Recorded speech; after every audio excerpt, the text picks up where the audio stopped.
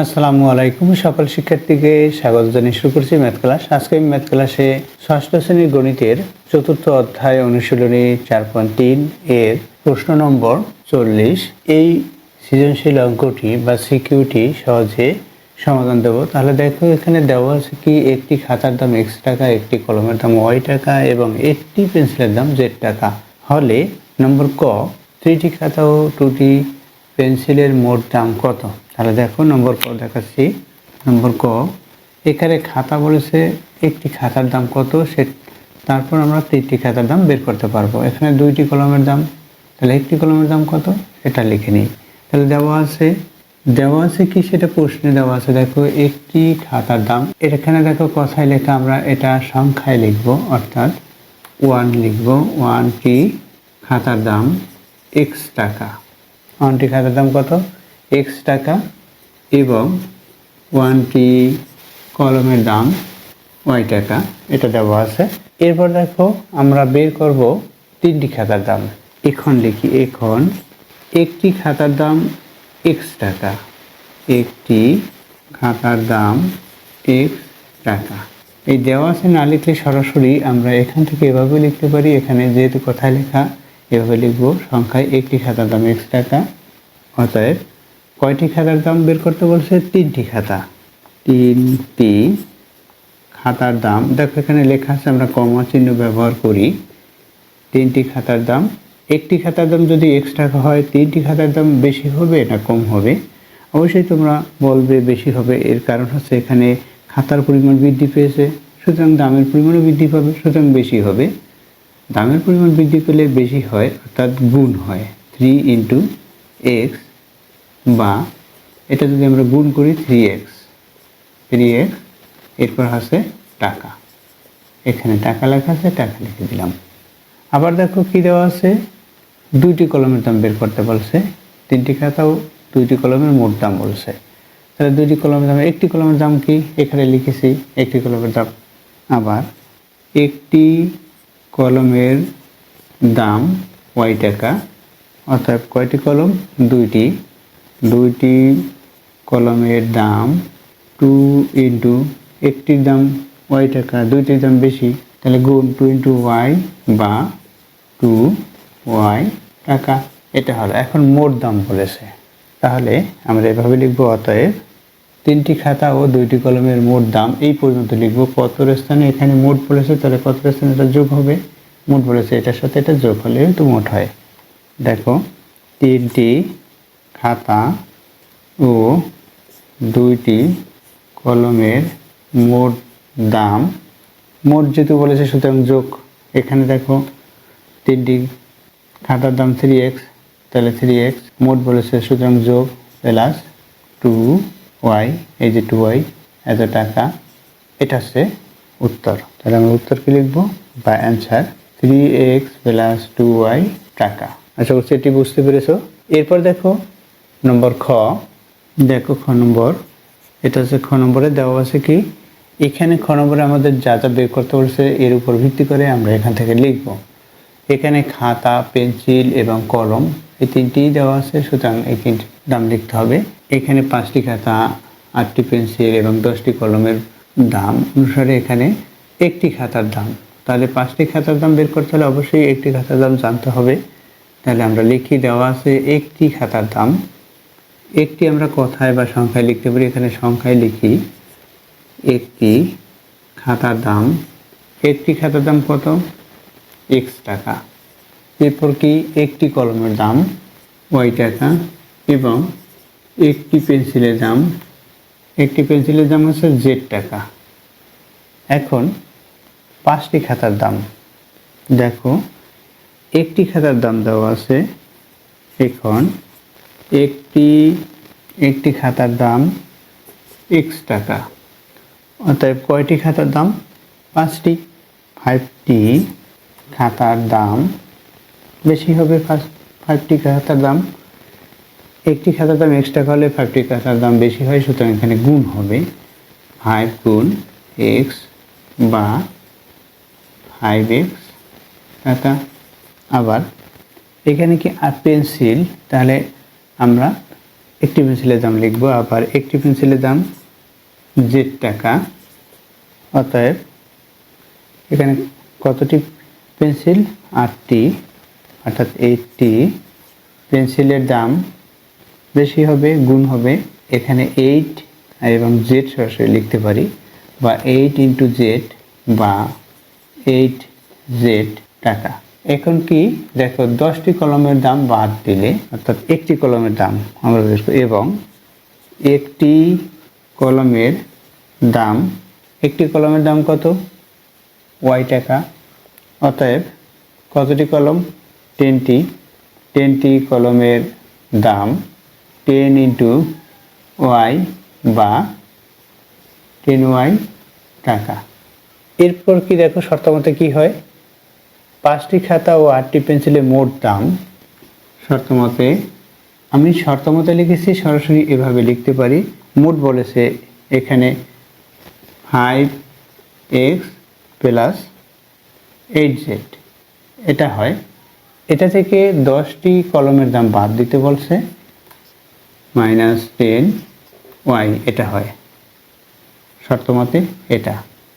অথবা এটুকু না লিখে আমরা এভাবেও লিখতে পারি, 5টি খাতা ও 8টি পেন্সিলের মোট দাম। অতএব দিয়ে 5টি খাতা ও 8টি পেন্সিলের মোট দাম। 5টি খাতার দাম কি? 5x প্লাস মোট বলেছে, সুতরাং 8z, এটা হলো 5টি খাতা ও 8টি পেন্সিলের মোট দাম থেকে 10টি পেন্সিলের দাম বাদ দিলে কত হবে? মোট দাম এত, থেকে 10টি পেন্সিলের দাম বাদ দিলে এত টাকা। এখানে লিখে দিই টাকা থেকে, যেহেতু এখানে এই টাকাটা আছে, এখানে টাকা লেখা আছে, দেখো এই টাকা, সুতরাং এটা টাকা হবে। বাদ দিলে হবে কি? এখানে আমরা পেয়েছি 5x, এই যে 5x plus 8z minus 10y, এটা হয়। এখন আমরা যদি এখানে ব্র্যাকেট বাদ দিই, অতএব 5x plus 8z minus 10y, এটা লিখতে পারি ব্র্যাকেট বাদ দিয়ে, বা সরাসরি এই অংশটুকু এখানে এভাবে লিখতে পারি। এখন কি উত্তর বা answer? Answer 5x plus 8z minus 10y, এটা হচ্ছে অ্যান্সার। আশা করি বুঝতে পেরেছো। দেখো এখানে যে অ্যান্সার লিখেছি, এই শর্ত মতো এটা লিখে আবার সমান্তরাল ব্র্যাকেট বাদ দিয়ে এই অংশটুকু আমরা এখানে লিখতে পারি এভাবে, অর্থাৎ দিয়ে এটা লিখতে পারি উত্তর এত। এভাবে লিখতে হবে, অর্থাৎ এই শর্ত মতো লেখার পরে এই অংশটুকু লিখলেও হয়। এই কথা না লিখে, এটা তো প্রশ্নেই দেওয়া আছে বা এখানে আমরা লিখেছি, এটা থেকেও বুঝতে পারবে। আশা করছি বুঝতে পেরেছো নম্বর খ এর কিভাবে সমাধান দিতে হবে। দেখো এরপর নম্বর গ। দেখো নম্বর গ, এখানে 3x minus 2y plus 5z দ্বারা কি বোঝায় সেটা। সুতরাং এখানে x y z কি সেটা আমাদের প্রথমে লিখতে হবে। তাহলে দেওয়া আছে x হচ্ছে একটি খাতার দাম, y হচ্ছে একটি, দেখো y কি দেওয়া আছে, একটি কলমের দাম, z হচ্ছে একটি পেন্সিলের দাম। সুতরাং এটা আমাদের লিখে নিতে হয়। দেখো তাহলে নম্বর গ দেখাচ্ছি, দেওয়া আছে, এটা প্রথমে লিখলাম। এবং প্রদত্ত রাশি লিখি, প্রদত্ত রাশি কি সেটা তুলি। প্রদত্ত রাশি হচ্ছে এই রাশিটি দেওয়া আছে 3x minus 2y plus 5z, এটা দেওয়া। এখন ইকুয়াল, আমরা এটা থেকে আমরা কি লিখতে পারি? 3 ইন্টু এক্স, এরপর হচ্ছে মাইনাস 2 ইন্টু ওয়াই, এরপর হচ্ছে প্লাস 5 ইন্টু জেড, এটা লিখতে পারি। এরপর আমরা কি লিখতে পারি? এই 3 লিখলাম। এক্স কি দেখো, এখানে এক্স আছে, তাহলে এই এক্সটা কি? এক্সটা হচ্ছে আমরা এখানে লিখেছি একটি খাতার দাম x টাকা, তাহলে এখানে একটি খাতার দাম x টাকা, এক্স হচ্ছে খাতার দাম। 3 ইন্টু একটি খাতার দাম, এই 1 সংখ্যাটি 3 সাথে গুণ করলে 3 হবে, তাহলে তারপর লিখে দিই আমরা 1 x হচ্ছে কি একটি খাতার দাম x টাকা, তাহলে 1টি খাতার দাম এক্স হচ্ছে কি একটি খাতার দাম, তাহলে 1টি খাতার দাম। এরপর হচ্ছে বিয়োগ ওয়াই কি একটি কলমের দাম ওয়াই টাকা, তাহলে 2 ইন্টু 1টি কলমের দাম। এরপর কি প্লাস 5 জেড কি একটি পেন্সিলের দাম জেড। এরপর হচ্ছে এইখানে 5 ইন্টু জেড, 5 ইন্টু জেড কি একটি পেন্সিলের দাম, একটি পেন্সিলের দাম। এখন আমরা কি লিখতে পারি এখান থেকে, এই 3-র সাথে 1 গুণ করলে 3 হবে, তাহলে 3টি খাতার দাম এটা থাকলো এখানে। এরপর সেখানে মাইনাস সাইন, 2 দিয়ে 1কে গুণ করলে 2টি, এখানে টি আছে কলমের দাম।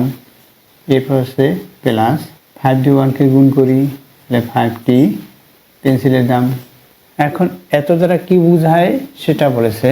এত দ্বারা আমরা কি বুঝি, এত দ্বারা বুঝি 3টি খাতার দাম থেকে 2টি কলমের দাম বিয়োগ। সুতরাং আমরা লিখতে পারি অতএব 3x minus 2y plus 5z দ্বারা বুঝি 3টি খাতার দাম থেকে 2টি কলমের দাম বিয়োগ বাদ দিলে এভাবে লিখব, 3টি খাতার দাম থেকে 3টি খাতার দাম থেকে 2টি কলমের দাম বাদ দিলে 2টি কলমের দাম বাদ দিলে যে টাকা পাওয়া যায়, যে টাকা পাওয়া যায় তার সাথে 5টি পেন্সিলের দাম যোগ বা 5টি পেন্সিলের দামের সমষ্টি।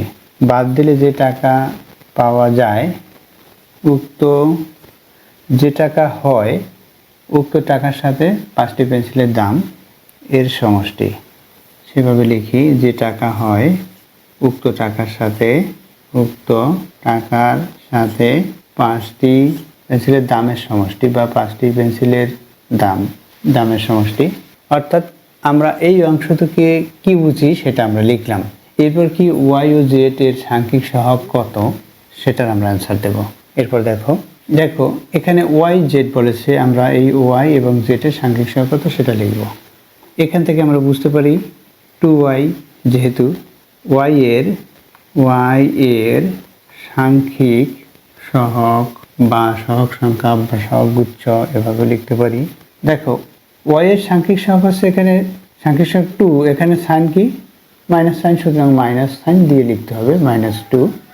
এবং এরপর কি জেড এর সাংখ্যিক সহগ বের করতে বলছে, জেড এর এখানে একই কথা দিয়ে কমা চিহ্ন ব্যবহার করি, জেড এর সাংখ্যিক সহগ হচ্ছে 5। এরপর আমরা কি লিখতে পারি, দেখো এখানে এক্স ওয়াই ও জেড এর সাংখ্যিক সহগের গুণফল, তাহলে লিখতে পারি এক্স এর সাংখ্যিক সহগ এখানে লিখেছি, পরের অংশটুকুর জন্য আবার লিখতে হবে এক্স এর সাংখ্যিক সহগ কি 3, ওয়াই এর সাংখ্যিক সহগ একই কথা বিধায় কমা চিহ্ন ব্যবহার করেছি, এখানে -2 পেয়েছি, -2। এবং জেড এর সাংখ্যিক সহগ এখানে কত 5। এরপর বলছে গুণফল, সাংখ্যিক সহগের গুণফল। অতএব সাংখ্যিক সহগের গুণফল, অতএব সাংখ্যিক সহগের গুণফল কত হবে, 3 ইন্টু -2 ইন্টু 5 সমান, আমরা এগুলো গুণ করি, -30 হবে। তাহলে অ্যান্সার কত, আমরা অ্যান্সার লিখি -30। আশা করছি বুঝতে পেরেছো অঙ্কটির কিভাবে সমাধান করতে হবে। এতক্ষণ ম্যাথ ক্লাসের সাথে থাকার জন্য সকলকে ধন্যবাদ জানিয়ে আজকের মতো বিদায় নিচ্ছি।